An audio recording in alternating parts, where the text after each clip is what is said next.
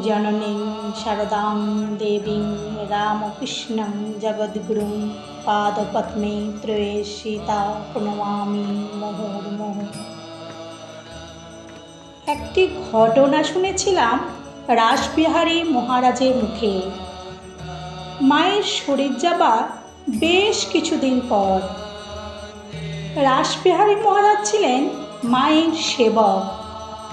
মা খুব স্নেহ করতেন তাকে। জয়রামবাটিতে একদিন রাসবিহারী মহারাজ মাকে ক্ষোভের সঙ্গে বলছেন, মা, আমার কি জীবন এভাবেই যাবে? এই বাড়ি তৈরি করা, বাজার করা, হিসাব লেখা, এসব করে কি হবে আমার? মা শান্ত কণ্ঠে বললেন, তা বাবা, আর কি করবে বলো?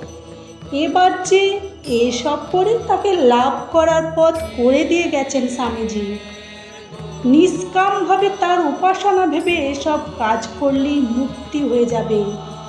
আর কি করতেই বা চাও তুমি? তপস্যা করতে চাও? হিমালয়ে যেতে চাও?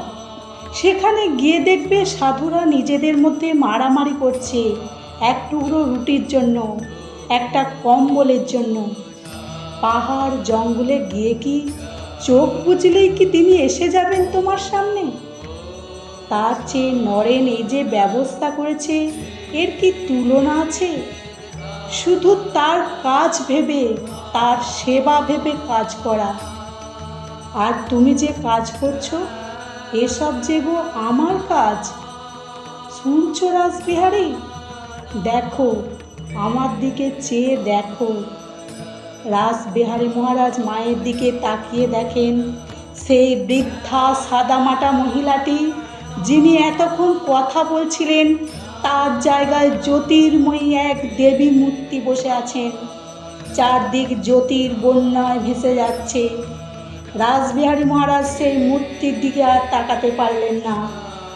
ভয়ে বিস্ময়ে দু চোখ ঢাকলেন তিনি। সঙ্গে সঙ্গে শুনলেন সেই চেনা স্বরে মা বলছেন, ও কি রাসবিহারী, কি হলো তোমার? চোখ বন্ধ করলে কেন? দেখো, চেয়ে দেখো। রাসবিহারী মহারাজ চেয়ে দেখেন সেই আগেকার মা তার অতি পরিচিত চেহারায় তার সামনে বসে আছেন, মুখে সেই পরিচিত মিষ্টি হাসি। এই আমাদের জগৎ জননী মা শারদামণি, শ্রীরাম কৃষ্ণের লীলা সঙ্গিনী। জয় মা, জয় ঠাকুর। ওম শান্তি শান্তি শান্তি। হরি ওম তৎসৎ। শ্রীরামকৃষ্ণ অর্পণমস্তু।